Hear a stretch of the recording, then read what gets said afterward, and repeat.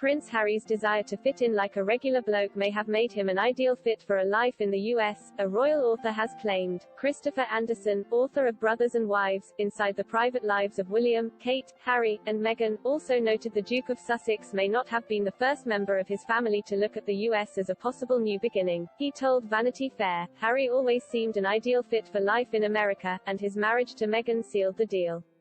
Harry has always seemed slightly embarrassed by his position at the top of Britain's class system and would like nothing better than to fit in like a regular bloke, something his father, Prince Charles, was congenitally incapable of doing." Princess Diana had also looked at the US in a positive light, Mr. Anderson claimed. He said, "Diana always felt at a home in the US, where her openness, compassion, and charisma made her even more popular than she was in Britain."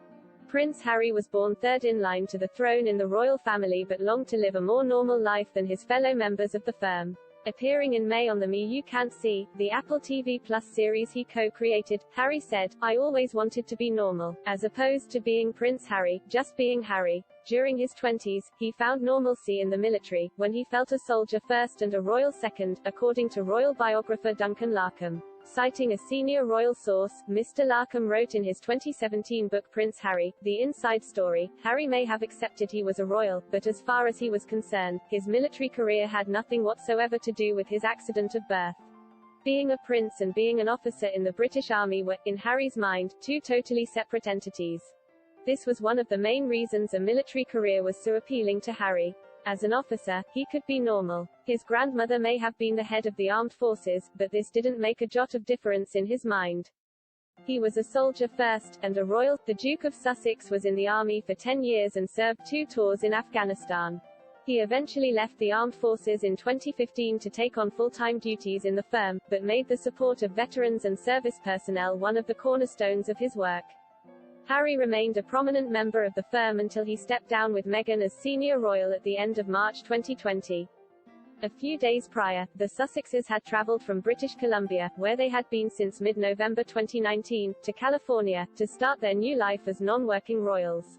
Free to pursue profitable ventures, they have since struck deals with streaming giants Netflix and Spotify and become impact partners of sustainable investment firm Ethic. They are also pursuing individual projects, with Meghan investing in instant super latte firm Cleaver Blends and Harry becoming chief impact officer at coaching firm Better Up. They are also continuing their charity work via the foundation they launched at the end of 2020, focusing on issues close to their heart. Among them, there are women's rights, vaccine equity and support to wounded and sick veterans and military personnel. Prince Harry spoke about enjoying a quiet life in the US with his family during the Sussexes' landmark interview with Oprah Winfrey. Asked by the journalist what delights him in his new life in the US, the Duke said, "This year has been crazy for everybody.